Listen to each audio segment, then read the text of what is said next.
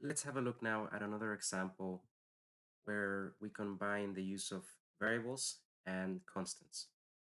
So in here, we have a program that calculates the circumference and the area of a circle, right? So we start with our preprocessors, then we have the namespace declaration, and then we go on to declare a constant. So we have here const double pi, and we know it's a constant because we're using the keyword const. Then we have the data type, so it's going to be a double, and then the name of the constant, which is pi. And lastly, we assign a value. So this is going to be handy because we can refer to pi anytime we want during the execution of our program, and rather than having to enter 3.14, etc.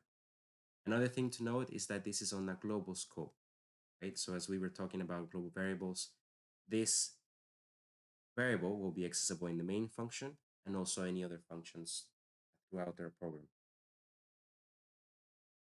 So let's see here. We start the main function by defining three doubles. So we define area, we define circuit, and we define the radius.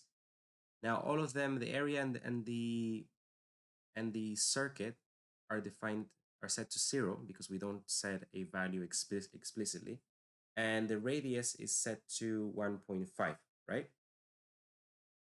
We define the area as pi times the radius, which is 1.5, times the radius, again 1.5, and then the circuit, we define it as 2 times pi times radius.